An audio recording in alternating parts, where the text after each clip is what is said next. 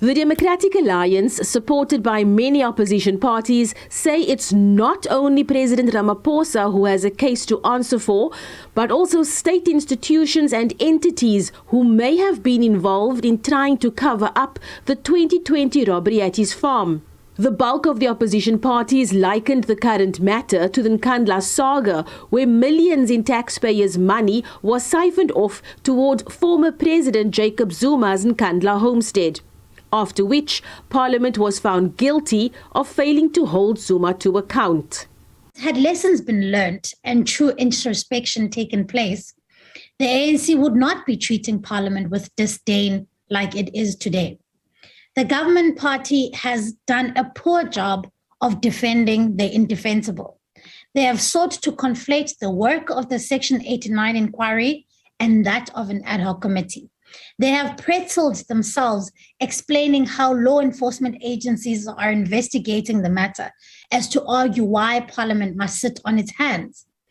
We should be very worried that the gains we worked hard for in the 5th Parliament are being destroyed. When the EFF arrived in Parliament, we found people sleeping, eating sandwiches, playing games on their phones, and having a good time while the corrupt and incompetent ruling party did its thing. Why did the president of the country have such a large amount of money in cash in his possession? Why was the theft not reported? There are more unanswered questions surrounding the matter. You are once again going to say sorry to the nation for not preventing and not acting when there were allegations made, and let us again learn from what happened as early as 2009. When the first allegations of Gupta state capture were made and it was ignored by the ANC. President Ramaphosa has a case to answer, and he must answer to the National Assembly. There is still no case number, which is another violation. What we are saying as African Transformation Movement chairperson, ATM supports the establishment of the ad-hoc committee so that the site visit to Phala Phala farm can be undertaken.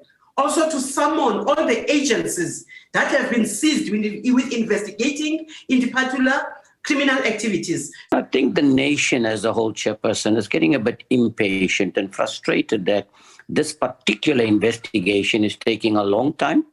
And more importantly, they are suspicious that there must be or could be some level of interference as a result of which, we are not getting enough information. It will be unfair to undermine any oversight mechanism preferred by Parliament unless it can be shown that is less effective in achieving accountability.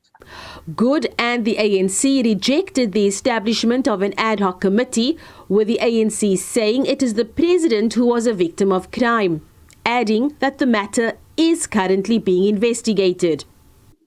If, as the DA allege, there are departments or entities who can be proven to have been complicit in covering up the theft, then we have portfolio committees who can make a determination in this regard as part of their oversight responsibilities. In addition, questions to the executive committee can be placed. This is an allegation they have to take note of if it has been made formally to the committees. What's at stake is of far too much consequence to be reduced to a political plaything.